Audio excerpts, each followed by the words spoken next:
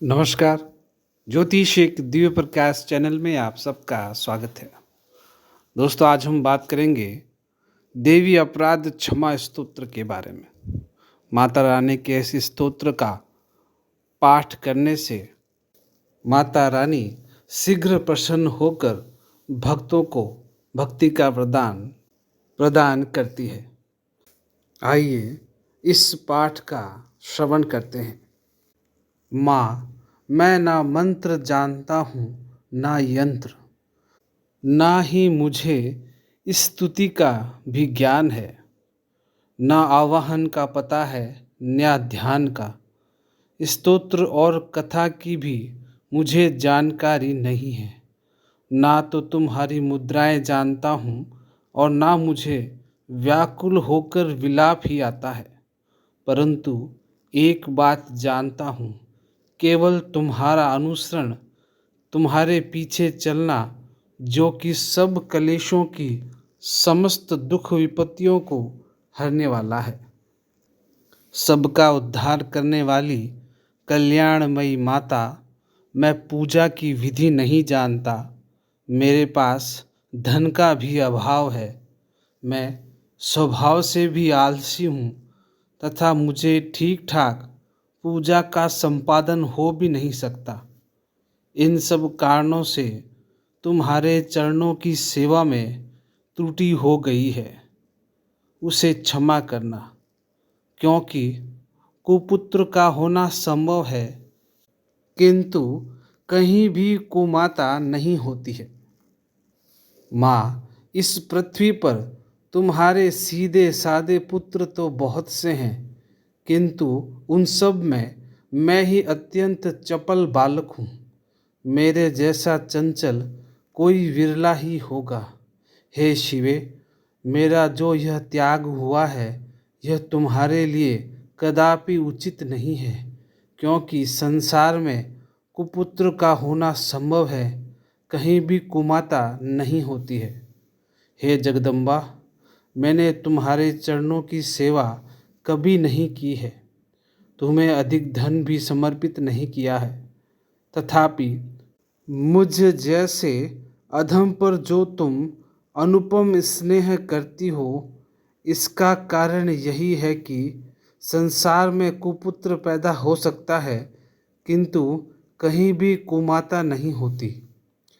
गणेश जी को जन्म देने वाली माता पार्वती, अन्य देवताओं की आराधना करते समय मुझे नाना प्रकार की सेवाओं में व्यग्र रहना पड़ता है। इसलिए 85 वर्ष से अधिक अवस्था बीत जाने पर मैंने देवताओं को छोड़ दिया है।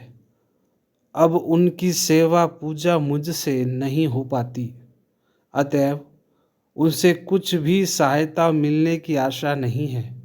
इस समय यदि तुम्हारी कृपा नहीं होगी तो मैं अविलंब रहित होकर किसकी शरण में जाऊंगा।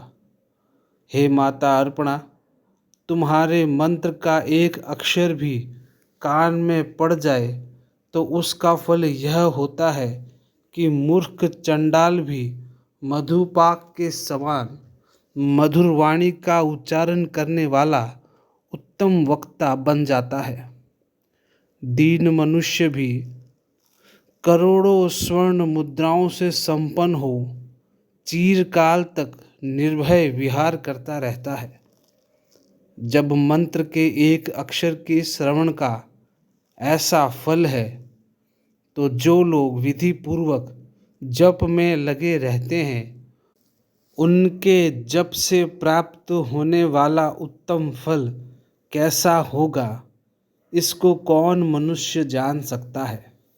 हे भवानी, जो अपने अंगों में चिता की राख भभूत लपेटे रहते हैं, जिनका विष ही भोजन है, जो दिगंबरधारी है, मस्तक पर जटा है और कंठ में नागराज वासुकी को हार के रूप में धारण करते हैं तथा जिनके हाथ में कपाल शोभा पाता है, ऐसे भूतनाथ पशुपति भी जो एकमात्र जगदीश की पदवी धारण करते हैं, इसका क्या कारण है? यह महत्व उन्हें कैसे मिला? यह केवल तुम्हारे पाणी ग्रहण की परिपाटी का फल है।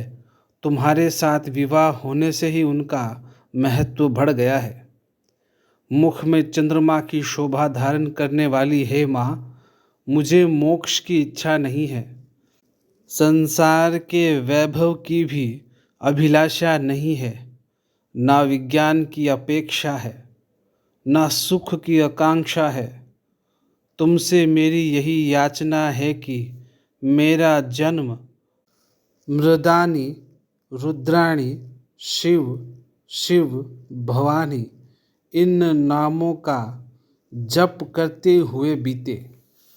हे माँ श्यामा, नाना प्रकार की पूजन सामग्रियों से कभी विधि पूर्वक तुम्हारी आराधना मुझसे न हो सकी।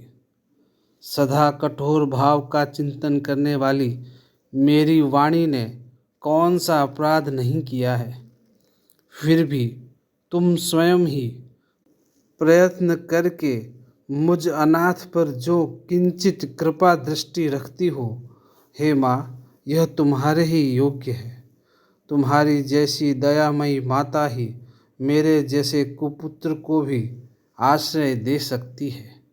हे माता दुर्गा, करुणा सिंधु महेश्वरी, विपत्तियों में फंसकर आज जो तुम्हारा स्मरण करता हूँ, जो पहले कभी नहीं करता, इससे मेरी सठता ना मान लेना, क्योंकि भूख प्यास से पीड़ित माता का ही स्मरण करते हैं।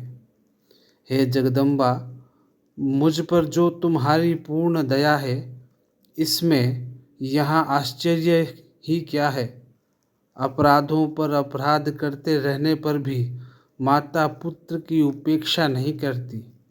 जैसे मेरे समान कोई पापी नहीं है, वैसे तेरे समान पापों का नाश करने वाली दूसरी नहीं है।